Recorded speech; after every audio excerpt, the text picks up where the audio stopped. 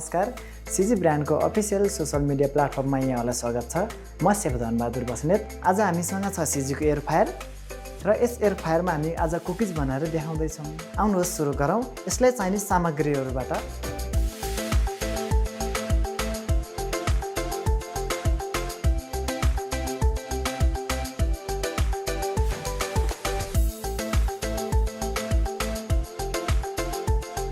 सुरुमा राख्दैछु 100 ग्रामको बटर र यसमा हामीले नट्सहरू चप अथवा पिसेर जुन मिक्सरमा हामीले पिसेर पनि राख्न सकिन्छ र यसमा सँगसँगै हामीले चकलेट चिप्सहरू पनि राख्न सकिन्छ र अहिले मैले राख्न लागेको छु नट्सहरू चप गरेर चाहिँ राखिरहेको छु है त।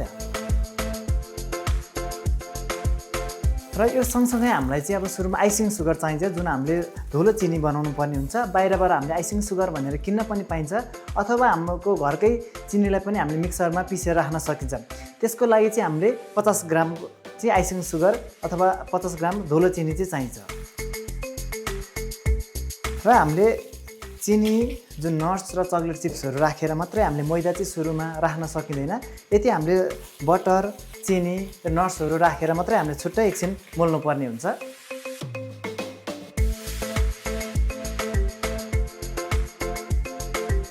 मैले चाहिँ यो अघि कुकिजको लागि चाहिँ बटर र चिनी नट्सहरू राखेर मोलिसकेँ र यसलाई 1-2 मिनट चाहिँ जुन बटर जुन हामीले आइसिङ सुगर जुन धुलो चिनी राखेर 1-2 मिनट हामीले मोलिसकेपछि चाहिँ हामीले त्यसको लागि चाहिँ मैदा अथवा मैदाको सट्टामा हामीले आटाको पिठो फापरको पिठोहरू राखेर पनि हामीले अथवा कोदाको पिठोबाट राखेर पनि हामीले कुकी चाहिँ बनाउन सकिन्छ।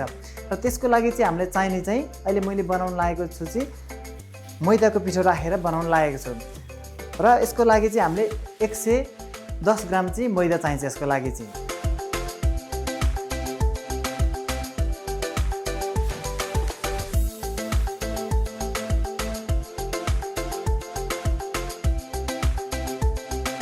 हामीले यतिको डो मुसिसकेपछि चाहिँ र यसको लागि चाहिँ हामीले 10-15 मिनट चाहिँ यसको लागि छोपेर अथवा केही ऱ्यापिङ पेपरले ऱ्यापिङ गरेर राखिदिउँ भने चाहिँ एकदम पछि कुकिज बनाउने बेलामा एकदम सफ्ट एकदम राम्रो चिल्लो तरिकाको चाहिँ कुकिज निस्किन्छ यसबाट चाहिँ। र यसलाई हामीले 10-15 मिनट चाहिँ यो डोलाई चाहिँ हामीले यहाँ छोपेर राखिदिनु पर्ने हुन्छ।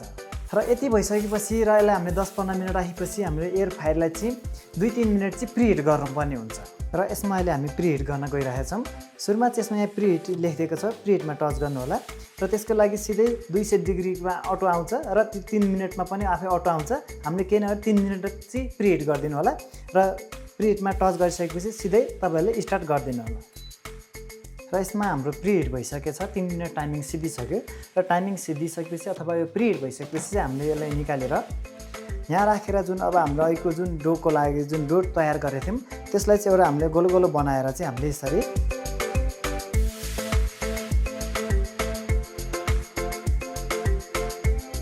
यतिको दिएर हामीले चाहिँ नर्मल जुन कुकी साइजको हुन्छ यो चाहिँ अहिले पछि फुल्लिन्छ, राम्रोसँग फुल्लिन्छ। त्यही भएर यसको लागि चाहिँ हामीले 10देखि 12 ग्रामसम्म चाहिँ राखेर हामीले यहाँ जुन यसलाई बनाएर हामीले यहाँ राख्न सकिन्छ।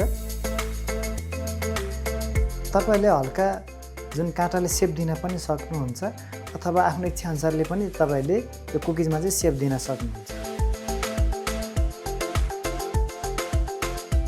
र हाम्रो यो रेडी भइसकेपछि चाहिँ भित्र राखेर हामीले यसमा 200 डिग्रीमा 10 मिनट चाहिँ चलाउनु पर्ने हुन्छ।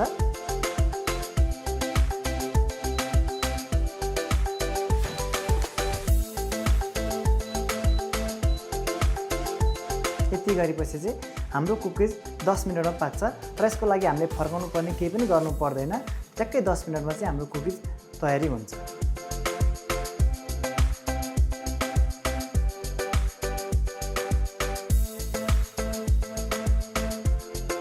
र हाम्रो चाहिँ 10 मिनट टाइमिङ पनि सिद्धिसक्यो र 10 मिनटमा चाहिँ हाम्रो यो कुकिज पनि पाकेर तयार चाहिँ भइसकेको छ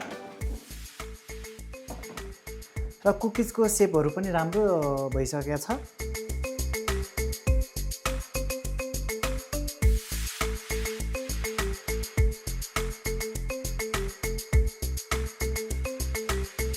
र तपाईँहरूले यसै गरी पनि घरमा बनाएर खान सक्नुहुन्छ। एकदम सिम्पल र सजिलो तरिकाले तपाईँहरूले आज यो कुकिङ क्लास तपाईँहरूले सिकाइरहेको छु र तपाईँहरूले यस्ता भिडियो हेर्नको लागि हाम्रो च्यानललाई सब्स्क्राइब गरिदिनु होला। धन्यवाद।